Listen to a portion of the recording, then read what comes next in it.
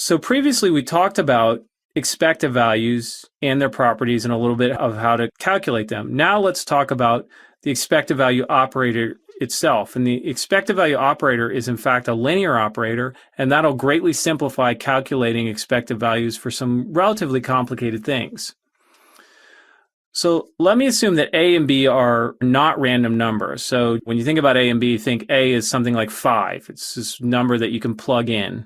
And X and Y are actually two random variables. Then expected value of AX plus B works out to be A expected value of X plus B, exactly what you'd hope it to work out to be. And expected value of X plus Y works out to be expected value of X plus the expected value of Y. And the reason it works out in these cases is because the expected value is a linear operator. It is not always the case that expected value of G of X is equal to G of expected value of X, where G is some general function that's not linear. This can happen with specific random variables and specific values of G, but in general, it's not the case. The most sort of famous example where it's not the case is that expected value of X squared is not equal to expected value of X whole thing quantity squared. Now let's talk about what the difference of these two entities is. What do we mean by the difference between these two things? Here, X is a random variable. X squared is the random variable you obtain by squaring X. So, for example, if X is a die roll, it can take values 1, 2, 3, 4, 5, 6. X squared then can take the values 1, 4, 9, and it takes those values with probability 1/6 each. So the expected value of X squared represents the expected value of the squared random variable. On the other hand, expected value of X quantity squared represents what you obtain if you first calculate the expected value of X and then square the result. And these two things are not equal. This is a well-known example where expected value of G of X is not equal to G of expected value of X, and we'll see in a couple of slides why it is a well-known example of that property. But in general, I would like you to remember that if G is not a linear function, then you can't just commute expected values outside of G to the inside of G. And that rule will generally hold. If it's linear, if G is a linear function, then you can always do it. If G is not linear, just in general think that you cannot. The expected value rules hold no matter what constitutes X and Y. X could be discrete, continuous, mixed, discrete and continuous. Y could be discrete, continuous and mixed, and the rule still holds. So let me go through an example. Suppose you flip a coin X, and as we normally do, X is 0 if it's tails and 1 if it's heads, and you simulate a uniform random number Y. The random number is between 0 and 1. What's the expected value of their sum? Well, the sum of a coin flip and a uniform random variable is a weird distribution. It's not obvious, especially if all you've had is the handful of lectures from this class, how you would calculate that distribution. And then from that distribution, then calculate the expected value. However, we do know how to calculate the expected value of a uniform random variable and the expected value of a coin flip. And so the expected value of their sum is the sum of their expected values. We know the expected value of the coin flip is 0.5. We know that the expected value of the uniform random variable is 0.5. So that expected value is 1. So you can see how these expected value operator rules make calculating things associated with expected values a lot easier. Another example is suppose you roll a die twice. What is the expected value of the average of two die rolls? So you often roll two dies when you're playing a board game, for example. Okay, let's let x1 be the result of the first die and x2 be the result of the second die. Now, the variable that we're interested in, let's call it y, equal to x1 plus x2 divided by 2. Now, one way you could calculate the expected value of y is to figure out what the distribution was of the average of two die rolls. So let me give you a sense of this really quickly. The reason we think the distribution of a single die roll is 1/6 at each number is if you roll a die a lot of times, you get about 1/6 of the die rolls are 1, 1/6 are 2, 1/6 are 3, 1/6 are 4, and so on. And then kind of geometrically, we're modeling the process as if they're all equally likely. And so that's why we're going to model the population of die rolls as having probability 1/6 on each number. Now, this implies a distribution on the average of two die rolls, right? The smallest number it could take is 1, right? 1 plus 1 divided by 2, the average of if you were to get two ones. And the largest it could take is 6 plus 6 divided by 2, or 6, if you were to roll two sixes.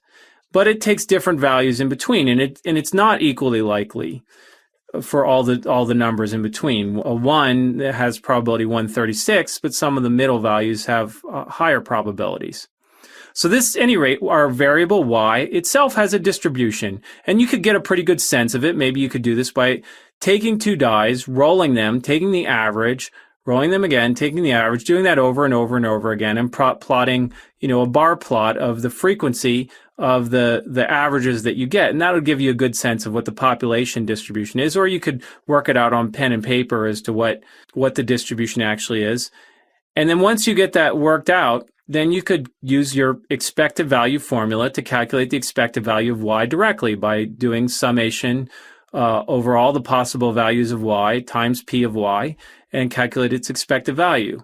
Another way to do it is to directly use the expected value as a linear operator rules. So in this case, expected value of x1 plus x2 divided by 2 is 1/2 expected value of x1 plus the expected value of x2, because the 1/2 is a non-random variable that we can just pull out, and the expected value goes across the two sums here to get expected value of x1 plus the expected value of x2. That then yields 3.5 plus 3.5 divided by 2, which is 3.5. Now you might be wondering after hearing this is, oh, that's interesting. The expected value of the average of two die rolls is the exact same as the expected value of an individual die roll. And that is exactly the case, but you're probably thinking, maybe does this extend beyond that? Is the expected value of the average of n die rolls equal to the 3.5 as well? And the answer is yes, that's exactly true. In fact, that's a nice segue into our next slide, where we actually derive the property that we were hinting at in the previous slide, namely that the expected value of the average of a collection of random variables from the same distribution is the same as the expected value of the individual random variables. So let's let xi for I equal 1 to n be a collection of random variables, each from a distribution with mean mu. Just want to also point out that we tend to use Greek letters to represent population quantities. In this case, the population mean of the distribution is mu. So let's calculate the expected value of the sample average of the xi. Well, we want the expected value of the sample average, which is 1 over n, summation I equals 1 to n to the xi's. The 1 over n pulls out because it's not random. The expected value commutes across the sum. And the expected value of each of those xi's is itself mu. So we get the summation I equal 1 to n of mu.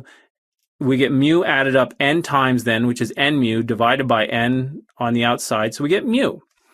So what this says is it doesn't matter what the distribution of the individual x's is, the distribution of the mean of the x's has the same mean as the individual means. So let me just summarize one more time.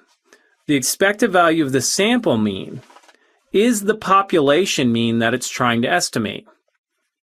The population mean of the distribution of the sample mean of n observations is exactly the population mean that it's trying to estimate.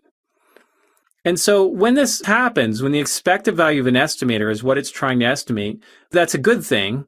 We say that the estimator is itself unbiased. So sample means are unbiased estimators of population means. And again, there were some assumptions for this to be true, right?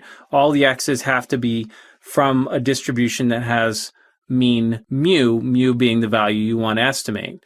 And then the sample mean is an unbiased estimator of the population mean. And we're finally getting to the point where we can talk about how we're going to connect our probability modeling to the data that we observe. We're not quite there yet, but we're getting closer and closer to this. And I want you to remember that we're throwing around the term mean a lot. And so if you get confused, I want you to remember to qualify the mean that you're talking about, whether it's a population quantity, i.e. component of the probability distribution, or a sample quantity, an empirical quantity that you connect from the data.